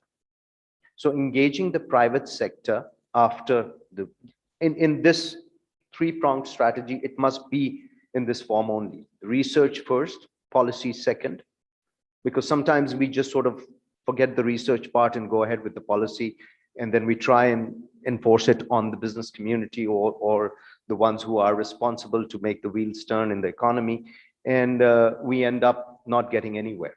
So research, policy, and then engagement with the business community. Why the business community? I think it was mentioned earlier that greed is one of the things which makes everybody do what they do, and which has probably brought this world to where it is today. I would like to rephrase that greed is, as you can say, as profits, or we are all driven by profits, or that's how economies work. So there's got to be an input, and there's got to be a certain set of rewards however we do it. I mean, we can all sit here and talk about being socially responsible and not touch on the subjects which are critical. And then we build something which we take forward, and it doesn't pay because nobody's interested in implementing that policy. So for how long can governments continue to do these things? For how long can our donors and partners come forward and subsidize these things for us? And for how long can we have our youth crying out on the streets, demanding a change without anybody actually holding their hand? And who is going to hold their hand? If we talk about biodiversity, circular economy, one aspect that we always talk about is sustainability. And to be sustainable, not just for an industry, but also for a nation, we need the businesses in Pakistan to come forward. We see a lot of change. We have seen it in the last 20 years, I would say, give or take maybe 15, where we have seen tremendous new CSR projects being implemented, companies coming forward, really contributing and giving back to the society, and initiatives have been taken. And these are positive signs, but they need to be implemented on all levels. And that's where policy comes into effect. But then again, for large corporates, doing a CSR project is a different ballgame. For a small person to think about a CSR project is out of question. That's where research comes in, where youth comes in. They have to actually now play a role. When we talk about circular economy, we talk about sustainability, they have to come forward and talk about the aspect of startups which are based on circular economy. And when I say circular economy, there's, I'll give the credit to two of my friends who are sitting here, Emmanuel and Christina, well-being in green, right? This is a theme that I hear from them. And when we talk about circular economy, this is the theme that we need to follow. Because if the circular, I mean, there could be a lot of things you can do circular, and they may not be green. So you're still impacting the climate. That's again, once again, research, policy. So when you think circular economy, you have to first think green, because overall, climate is the theme for us. Our future lies with it. Kun said it, and I think Florence also said that, you know, we need to be, or I need to be a little more apologetic towards the youth here, because we have done enough damage to the world before we could actually wake up. Yes, I agree, and I think we all take responsibility for us for this, that we have in the past had no vision. I wouldn't say we actually purposely did bad, but in the last 20 to 30 years, yes, probably we have done more damage than in the last 50, 60 years. But at the same time, on one end, I'm seeing the youth waking up to it, but on the very other end, I see the youth also being very consumer driven. And when I talk about consumerism, I talk about wastages. I talk about not thinking. So the rethink aspect that was mentioned by Sadia is overlooked. I don't see reuse. I don't see recycle. So consumerism is also an aspect that needs to be addressed simultaneously. And these are points that I'm highlighting for the youth here, because the idea is to engage you, the gaps that you need to fill.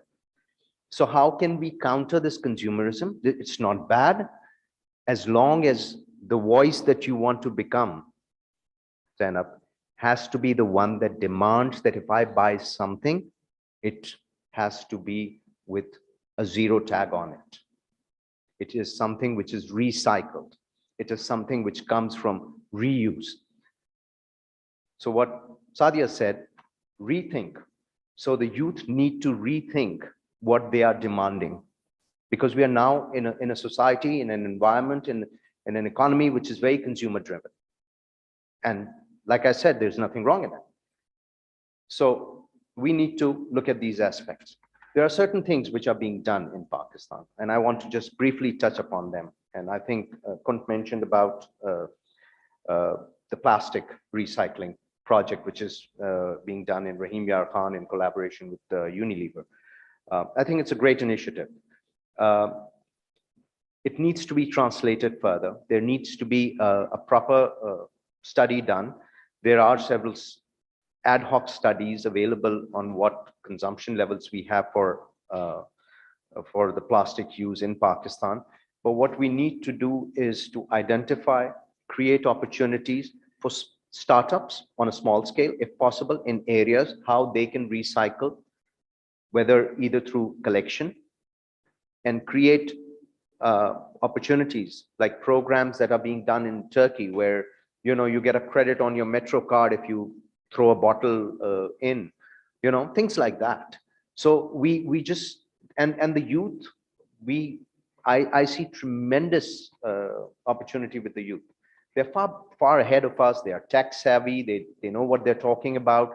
They have a much larger vision of things, a much broader view based on what they have. So I feel a lot can be achieved on that. And with this, I would just like to sum it up with a couple of things. And there are things that are being done in the textile sector, which are talking about sustainability, and Pakistani companies are actually working on it and trying to meet the targets. Some of them have been set for 2025. Unfortunately, all these things are, once again, you can say greed or maybe profit driven, because yes, their buyers demand it.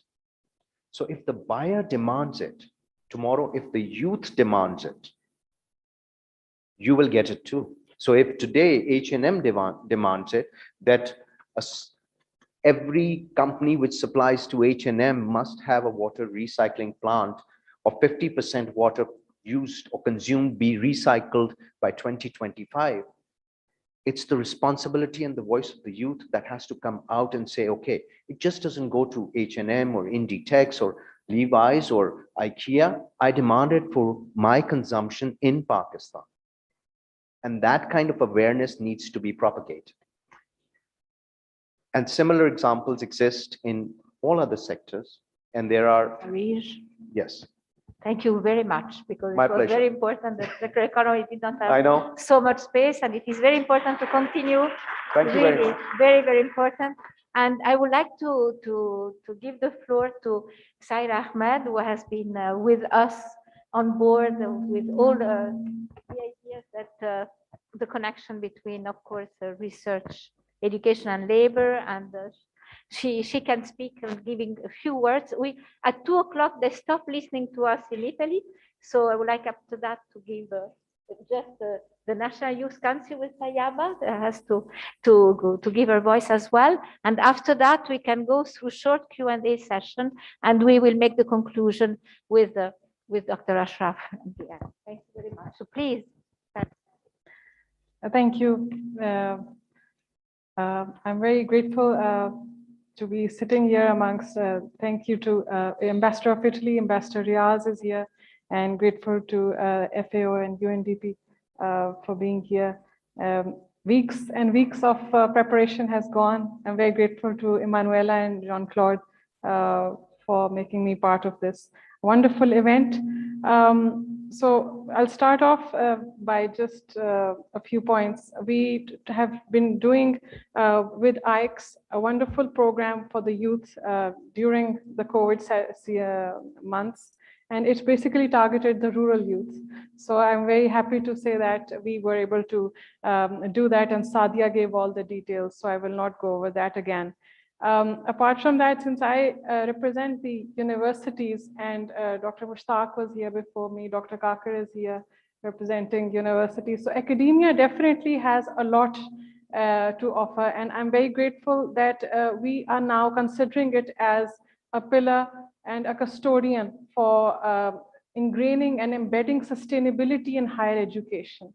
I come from Capital University, and we have been recently called by the President of Pakistan. Our Vice Chancellor was called and for a briefing. And after all the briefing was taken, the President of Pakistan, I'm very glad that he specifically mentioned the importance of climate change and artificial intelligence. So I'm very happy that the government of Pakistan is now able to have this vision. And of course, the inclusion of youth and disabled youth was also stressed by the president. Apart from that, I believe that universities need to be focused. Universities are doing quite a lot in terms of circular economy. They are creating wonderful projects. But as in my university, we have a dedicated Office of Sustainability and Environment. So we will liaison, we will do all the projection, the advocacy, the outreach. Everything has to be done in a very focused way. And as Madam Emanuela just said, in a very linked way. So it is very multidisciplinary. You cannot say that only the economists will sit or the engineers will sit. Everybody has to come together. All the departments must sit together and work towards the themes.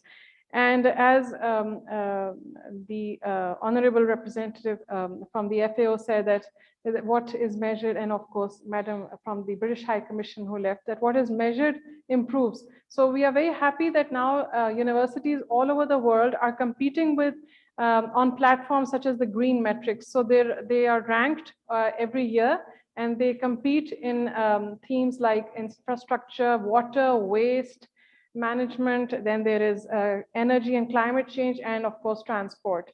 So they are actually now pitching in, and I'm very happy that not just private universities, but public universities too in Pakistan are taking the lead, and of course this is the need of the hour. So that's about it from my side.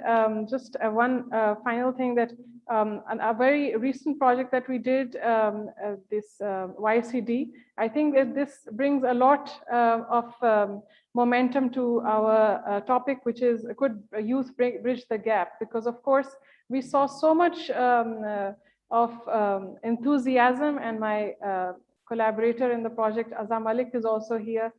We were doing it with so much vigor. Sadia and her team were also very rigorous in it and very ambitious. And we were very happy to see that youth is obviously always very enthusiastic. But if it is given the right kind of the vision, and of course, as Sir Arid said, that we need to give them the right kind of planning and research before we start working towards this policy.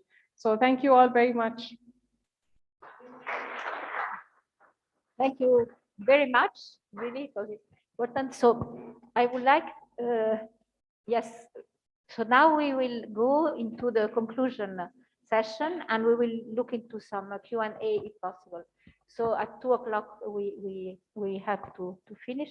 Tayaba had from the National Youth Council some comments to make. No, it's okay. Please kindly keep sitting. Thank you so much. Thank you.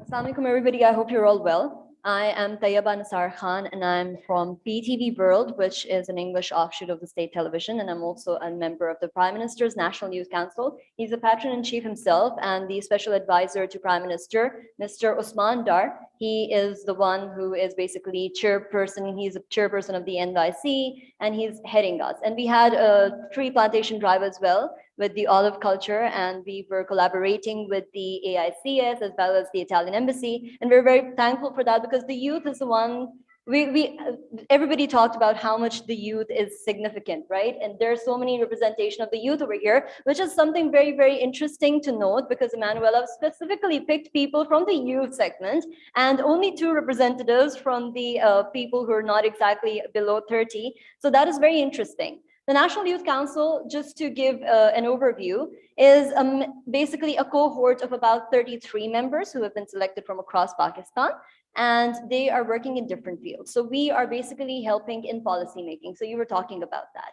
Policy making is very significant. However, also the surveys are significant. So let's talk about first how important environmental issues are, biodiversity and circular economy is. So the thing is that if we collect the waste of our entire country, there will be about 2 K2 mountains worth of waste, which is a lot. And also if we see 2050, and they say that the plastic amount would be so much that there will be more plastic than the fish in the sea. So we know how important that is. And the ambassador was talking about earlier, how it is also a security threat. So yes, that's very important. We have established that. Now let's talk about how significant it is to make a policy. And let's not be confused over here. The National Youth Council is not a government tool. It's not a government organization. It's actually under the government, yes. However, we are coming from different segments and we're not, we support the government and we are civilians who are not exactly the members of the political party, right? So we are here to make sure that the government is ensuring policies, which you were talking about as well. So we are going to collaborate in the future with ASviS as well, and you can definitely come up with your ideas as well, because the National Youth Council is here to bridge and engage with the youth. So if there are any ideas regarding the circular economy and biodiversity and others as well, so we are here to bridge those gaps and bring that into the consideration of the government. So let's talk about media, because I belong from media as well, right? So you were talking about how significant it is to ensure that we rethink, right?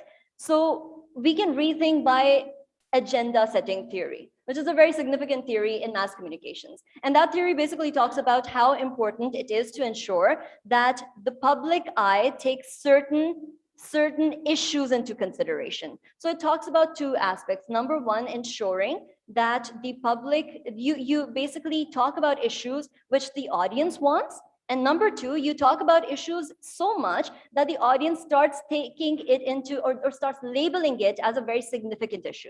So these are 2 important aspects of the agenda setting theory. And seeing that now this is a security issue, we are supposed to make this one of our, we're supposed to set an agenda on this theory as well, on biodiversity and circular economy. So circular economy, of course, it's significant because almost our economy right now is waste economy. We are mostly I was just writing down the statistics over here. 90% of the biodiversity loss is due to the extraction methods, which are due to the economic policies.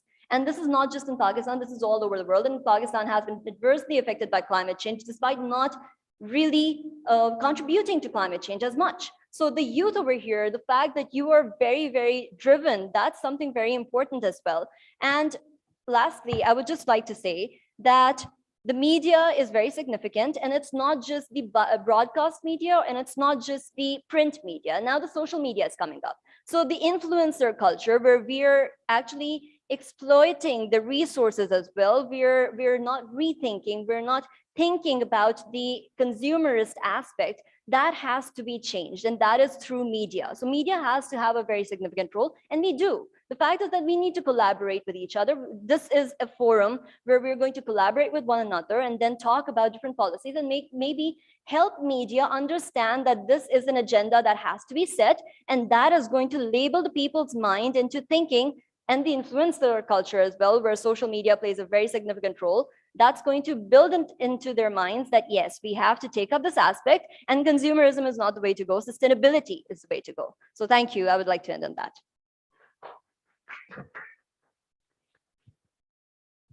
Thank you very much. I think this is important. And what I was suggesting before, of course, you can continue the dialogue among you, because the listening and the humility of going together and converging towards a common scope is going to be very important. The different groups with our two Youth for Climate representative also is important, is how you can make up a kind of a charter of what should be done very clearly on biodiversity and circular economy, on climate change, for all offices, public or private, in Pakistan, and how to link the youth participation, or let's say that youth have to take some kind of lead in order to change things. So think of how you can go about it. I've seen youth city councils in different countries that have gone through very, very clear charter.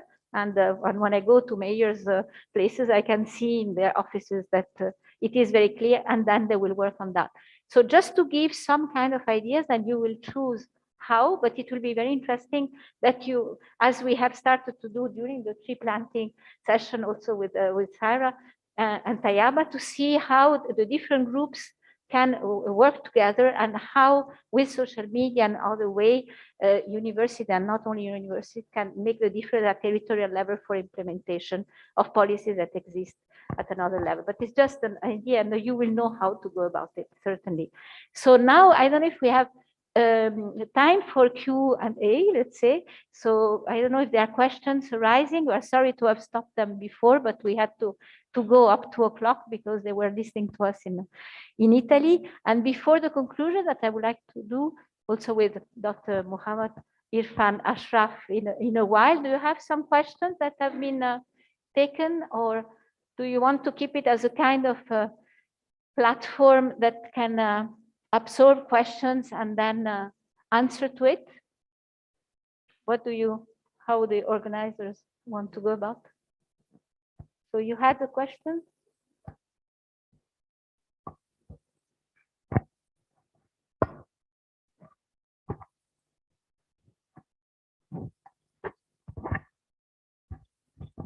First of all, I would like to say that I really appreciate your efforts. You all have contributed a lot.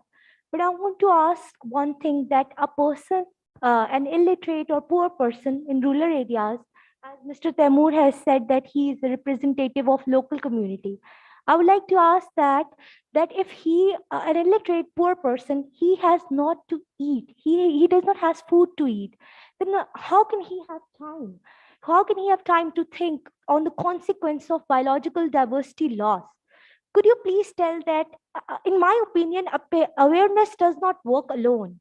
We would think for simpler solutions. We would go for simpler solutions, because people, as Sir has already told that because people work for profit. They work for profit.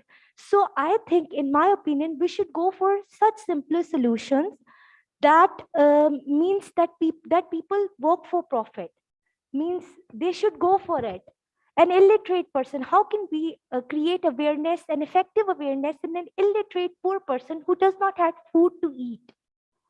Could you please share your views, as you are a representative of local community? I want you to please share your views.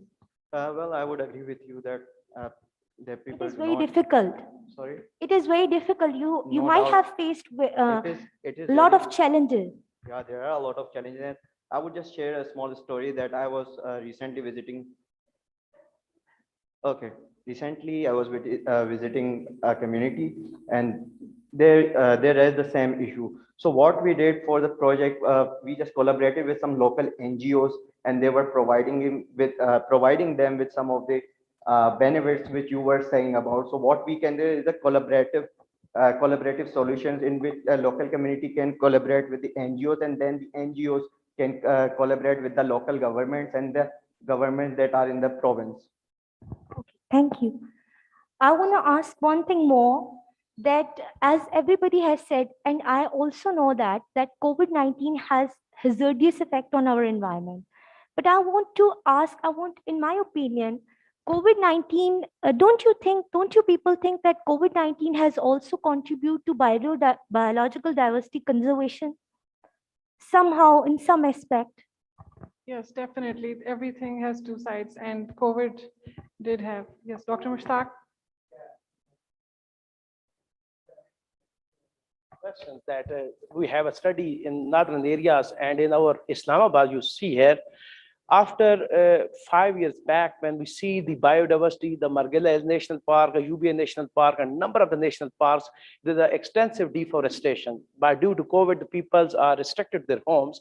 The biodiversity is naturally restored in this era. So it might be a positive impact on the conservation strategies. And the first questions I addressed that it's very difficult to mitigate these solutions with the local communities. So it is important, the need of the time, that we must create the awareness of local languages, either in Sindhi, Punjabi, Pashto, or Kashmiri languages, to convey the message of the scientific communities to protect their biodiversity, to use the sustainability in order to achieve these sustainable development goals. In Quaid-e-Azam University, we have initiated the herbal biodiversity channels during the COVID to mitigate these gaps, that the local community must aware these resources are the natural resources in order to protect for the sustainable way in coming generations. So it is very important to all the stakeholders, the communities, the scientists, the industry, the universities, the organization, to give the practical trainings in the local language to the communities, local pamphlets or the guidelines to protect these natural resources by the local communities itself.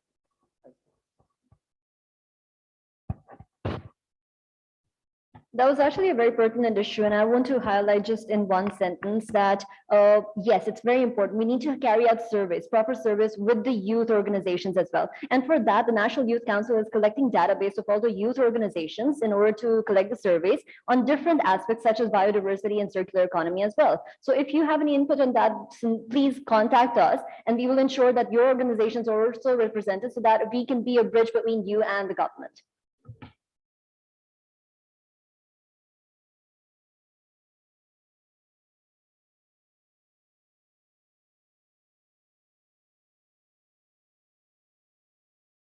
Good afternoon. I'm Munib Salman from Maritime Study Forum, and I'm very thankful to Mr. R.A. Iqbal for introducing the blue in the biodiversity and circular economy.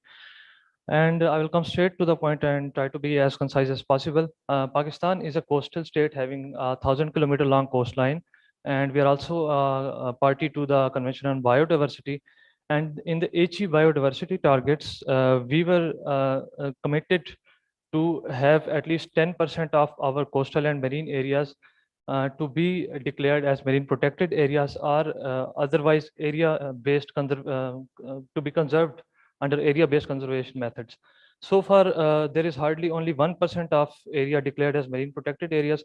And as Mr. Arij also mentioned, that IUCN had proposed some other areas to be declared, and they also proposed an integrated coastal management zone, integrated coastal zone management plan as well, but that have not been worked upon by the government yet. However, there are other conservation based methods. I'm coming to the point, sir, sorry. The point is that there are other conservation based methods which can be utilized by engaging the local communities. So is there any prospect by YCD or other organizations that are present there which could engage the local communities to work on locally managed marine areas? Definitely. Because that is a success, that is something that has been successful Absolutely. in Western Indonesia. Yeah, youth has to work with the communication skills that have been imparted to them, and they have to work with the local communities, definitely. So I totally agree on that. Thank you. Any other question?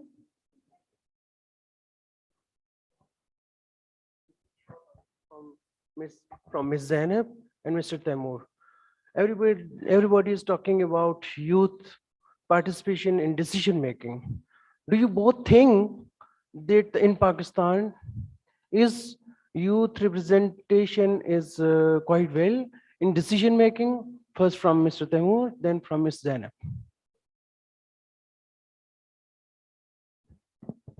Well, I think youth representation also means the local organizations under the government or by the NGOs includes also entails including the youth as their members or volunteers. But that raises the question, is the selection process really transparent when half the population, including the rural areas, do not know about the selection processes, do not know about these opportunities? This point was raised earlier as well. So without transparency in the selection processes, without ensuring there is capacity building for the youth to know about these opportunities, without ensuring that the government is interested in really taking in the voices of youth, I don't think currently in Pakistan there is enough emphasis on youth participation, really taking into account their voices in their policy making.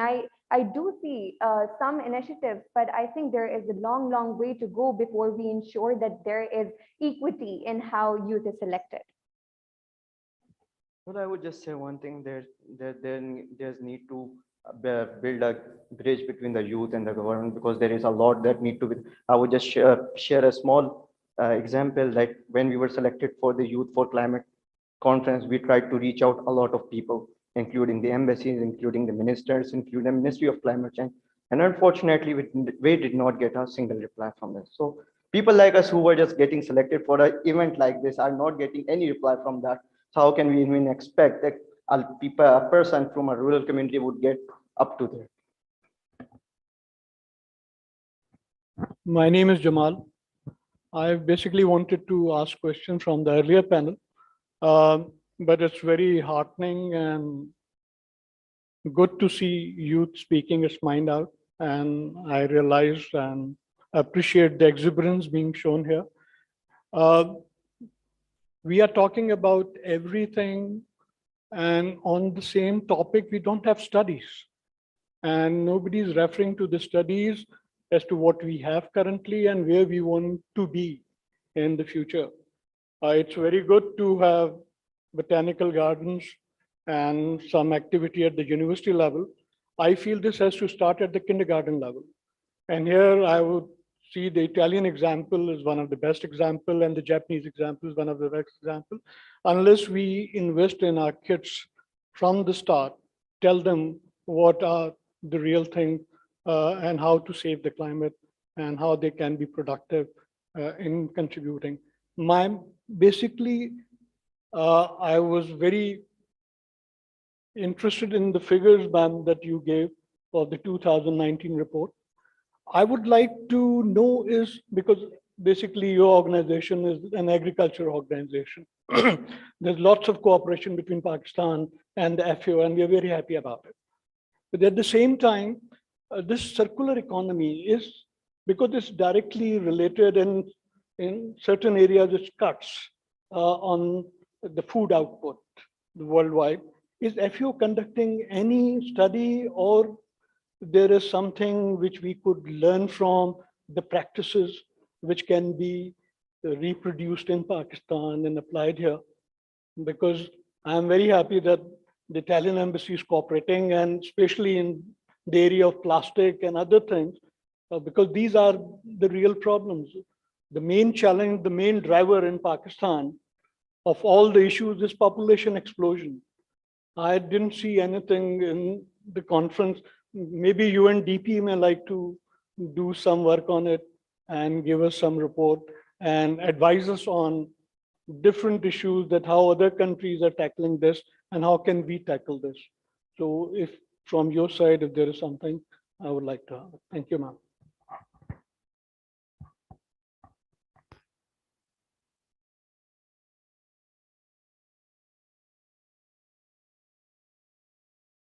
Very short on circular economy in the agriculture sectors.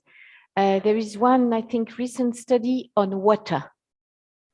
So recircling the water, because it's the key issue today and for the future. And then I'm thinking as well on, there's a new research on agro inputs. So not chemical inputs, but the next generation of fertilizers and inputs, which could come from recycling. Thank you very much. Can we, so if you agree, yeah, we are running out of time, but you can speak during the lunch because of course we are all of us in 5 minutes go to lunch. Thank you very much. That was organized by Institute of Regional Studies. Can I ask Dr. Irfan Ashraf to give So my few name words is on Dr. Irfan Ashraf and I teaches forestry at Arid Agriculture University, Rawalpindi. So first of all, congratulations to the IRS for such a diverse audience, because we are talking about biodiversity and I see people from many fields, from students, professors, scientists, journalists, policymakers, think tanks. So this is a great thing. The second thing, this 2-hour session is fully loaded with the information, variety of information. So it made my job little hard. So I try to explain just in 2-3 minutes. So the problem we are talking about today, biodiversity, climate change, environmental pollutions are created by us, humans. And now we are looking for the solutions. Summarizing the whole discussion, these problems are originated, the first of all, threefold increase in our population during the last 50-60 years, globally and in Pakistan. And the second thing is huge industrialization. And now, without going into other things, we are looking for the solutions, and all the participants, all the speakers made commitments, give their ideas to overcome the situation. And the take-home message, just in 2-3 points, technology is evolving, environment-friendly technology, climate-smart technology. We just need to adopt it. Because adoption of new technologies need resources, and the businessman is always looking for profits. We need to convince the government, provide them subsidy in taxes or waivers or something like that, so that they could adopt those new technologies. Then the second thing is we need to motivate the general public, because I spent 5 years in Canada and I see the general people, general public, they are always caring about the environment, but here the situation is little different. So throwing, littering, plastic bags and everywhere.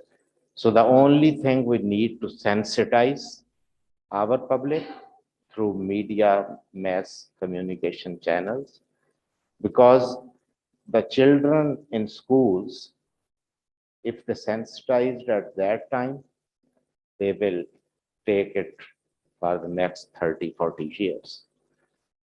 Then I see some gaps between enforcement agencies and the policymakers, like the current government, I can say very clearly, is protecting the environment. They are conservationists, they are always supporting the nature activities, but with all the resources and with all the 10 billion trees to tsunami programs and this thing, there is some gap. Those programs are not being implemented at ground level in true spirits. that is not the fault of the government. That is the fault at enforcement agency level or general public. So we need to address that thing. Then lastly, we should announce some rewards or by these international organizations like FAO, UNDP, other international organizations, like for the industries, zero emission products, no pollution, and these processes should be encouraged so that we could reduce our emissions. And fortunately, share of Pakistan in overall emissions is very low, but we need to play our role. So these are few things we discussed. Everyone made commitments to contribute and play his or her role. So that really appreciated. Thank you. So thank you very much. Just to say, of course,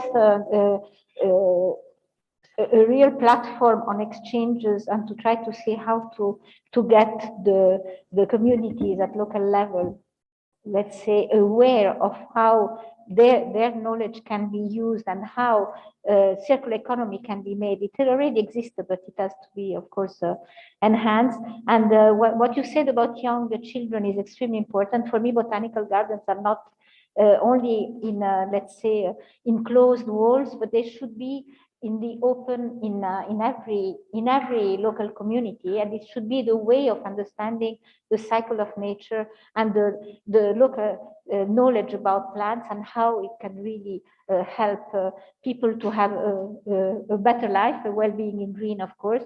So this is very important, because only when they will know, when the whole community will live around that, and the young children will understand exactly what all the challenges are, and I am sure, as we have seen in several places, it works out very well. But the good thing in Pakistan is there is awareness. It has to be, let's say, shared, and it has to reach really all kind of levels. So I really hope that today it has helped a little bit in exchanging words. So I'm happy that the Embassy of Italy have been listening to both of you, and that you are here with us today. And thank you very much for coming and to have restituted also what was said in Milan. And of course, thank you also to Tayaba for linking, and the National Youth Council is really on board with us. And thank you also to Sadia and Saira, because we would like, with what PPF has done with the youth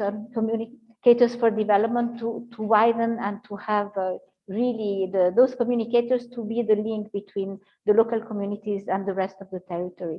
So thank you very much. I hope it's only a start. Thank you to all of you. And now we are going to have lunch. Thank you very much to Ambassador Nadim, really, Riaz, to have hosted us, and all the work done by all the team. And thank you also from the Olive Culture partners to be here, and to all of you to participate. Thank you.